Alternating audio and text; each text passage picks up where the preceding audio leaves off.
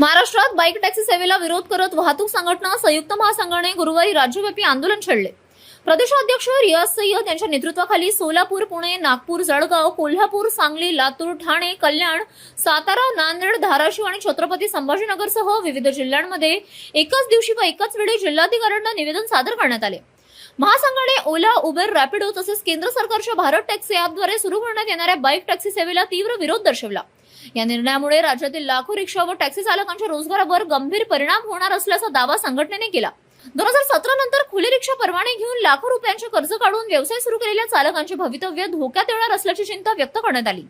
सरकारने खासगी आणि सरकारी ॲपवरील बाईक टॅक्सी सेवा तत्काळ बंद करावी, चालक संघटनांशी चर्चा करून पुढील निर्णय घ्यावेत आणि रिक्षा टॅक्सी चालकांच्या रोजगार संरक्षणासाठी स्वतंत्र धोरण जाहीर करावे अशी मागणी निवेदनातून करण्यात आली। शासनाने निर्णय मागे न घेतल्यास राज्यभर आणखी तीव्र आंदोलन उभारण्याचा इशाराही प्रदेशाध्यक्ष रियाज सय्यद यांनी दिला। 18 जिल्ह्यातून आजच्या दिवशी राज्यव्यापी निवेदन सादर करण्यासाठी म्हणून वाहतूक संघटना संयुक्त महासंघाचे प्रदेशाध्यक्ष रियाज सय्यद यांच्या सूचनेनुसार राज्यभरातून निवेदनं प्रत्येक आपापल्या जिल्ह्यातील जिल्हाधिकाऱ्यांना सर्वच तेथील वाहतूक संघटना संयुक्त महासंघाच्या पदाधिकाऱ्यांमार्फत जिल्हाधिकाऱ्यांना निवेदन पोहोचलेले आहेत। विषय हा होता खाजगी व सरकारी ॲपमधील बाईक टॅक्सी सेवा तात्काळ बंद करण्यात रिक्षा व टॅक्सी चालकांच्या रोजगारांचे संरक्षण करण्याबाबत म्हणून या विषयाबद्दल निवेदन जिल्हाधिकाऱ्यांना सादर करण्यात आलेले आहे। या बाईक टॅक्सीमुळे येणाऱ्या रिक्षा चालकांवरील बऱ्याच अडीअडचणी दूर होतील अशी वाहतूक संघटना संयुक्त महासंघाच्या प्रदेशाध्यक्षांच्या निवेदनानुसार, त्यांच्या सूचनेनुसार निवेदन सादर करण्यात आले आहे। जय हिंद, जय महाराष्ट्र, जय महासंघ।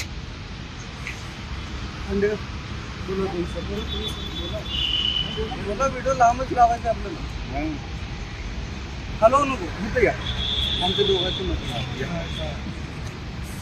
वाहतूक संघटना संयुक्त महासंघ महाराष्ट्र राज्य प्रदेशाध्यक्ष रियाज सय्यद यांच्या सूचनेनुसार महाराष्ट्रातील तब्बल जवळजवळ 20 जिल्ह्यातून संघटनेकडून ही खाजगी सरकारी ॲप बाईक टॅक्सीचे चालू करण्यात आलेले आहे, त्याच्यावर बंदी आणावी याबद्दल सर्व जिल्ह्यातून एकाच वेळी आजच्या दिवशी जिल्हाधिकाऱ्यांना निवेदन देण्यात आलेलं आहे आणि ते निवेदन आज सगळ्यांनी तिथं जिल्हाधिकाऱ्यांना दिलेलं आहे।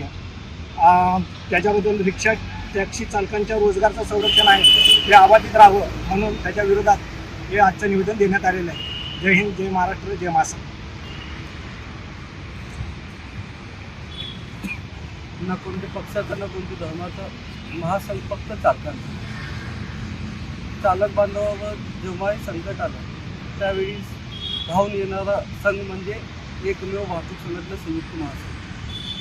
आज चालकांवर मोठा संकट आलेला आहे। सेंट्रल गव्हर्नमेंट आणि राज्य सरकार या दोघांनी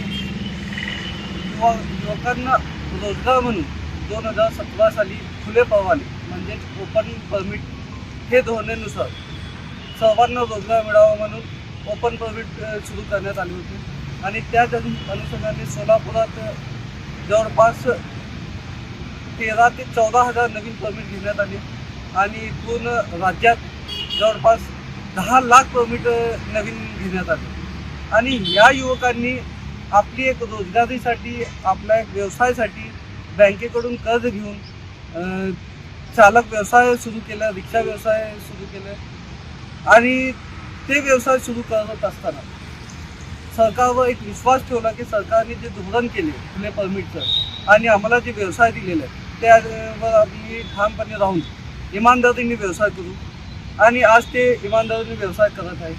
पण सरकारने आज जे भूमिका घेतलेली आहे की बाईक टॅक्सी, जर तुम्हाला बाईक टॅक्सी सुरूच करायची होती तर 2017 साली खुले परमिट चालूच करणे योग्य नव्हतं आणि आपण जर खुले परमिट चालू केले असेल तर मग ज्या बेरोजगार युवकांना आपण रोजगार दिलेले आहे त्यांना पुन्हा बेरोजगार करण्याचं धोरण जे सरकारने घेतलेलं आहे त्या विरोधात आज महासंघाने जवळपास 18-20 जिल्ह्यात एकाच वेळी एकाच दिवशी एकच संघटनेमार्फत महासंघामार्फत सर्व जिल्हाधिकारी कार्यालयात आज आमच्या पदाधिकाऱ्यांनी निवेदन सादर केलेले आहे येणाऱ्या काळात आम्ही माननीय मुख्यमंत्री साहेबांची भेट घेऊन महासंघाचा शिष्टमंडळ भेट घेऊन मुख्यमंत्री साहेबांना हे दाखवून देऊ की आज बेरोजगारी एवढी वाढलेली आहे आणि त्यामध्ये जर रिक्षा चालकांवर असं गदा आणण्याचं काम जर सरकार करत असेल तर आम्हाला आंदोलन शिवाय दुसरा पर्याय राहणार नाही आणि ते राज्यव्यापी आंदोलन छेडण्याची ताकद महासंघामध्ये आहे. दुसरी गोष्ट, काही पत्रकार बंधूंनी आम्हाला विचारलं होतं की आपण इंधन दरवाढी विरोधात आंदोलन केले आणि तेव्हा रिक्षा चालकांनी पाठ फिरवली. तर त्यांचं एकच उत्तर मी देऊ इच्छितो की पाठ फिरवली नाही. आज सरकारने रिक्षा चालकांवर असं संकट आणलेलं आहे की रिक्षा चालक जोपर्यंत काम करत नाही तोपर्यंत त्याचं घर चालत नाही, त्याचे मुळे उपाशी पडतील. त्यासाठी रिक्षा चालकांना माहीतच आमच्यावर अन्याय झालेला आम्हाला खूप सहन करावं लागत आहे, पण आमच्यात एवढी हिंमत नाही की आम्ही 2 तास पण एका आंदोलनासाठी काढू आणि सरकार विरोधात आंदोलन करू. आणि त्यासाठी आम्ही त्यांचे प्रतिनिधी म्हणून आम्ही शासन प्रशासनचे दारोदारी जाऊन त्यांना निवेदने, आंदोलने आणि या आंदोलने मोर्चे काढण्याचा आम्ही प्रयत्न करत आहे. तुम्हाला माहीत असेल, आज रिक्षा चालकांची जी व्यथा आहे, काल एक रिक्षा चालक आलं होतं, मला सांगितलं की साहेब मी सकाळी 5 वाजता रिक्षा काढतो का, म्हणजे 6-7 वाजेपर्यंत जर 50-100 रुपये पण व्यवसाय झालं तर त्या व्यवसायाच्या पैशांनी मी माझ्या मुलाबाळांना नाश्त्याची सोय करू शकतो. जर व्यवसाय नाही झाले तर माझे मुलं-बाळं 9 वाजेपर्यंत नाश्ता विना नाश्त्याचे घरात बसतात.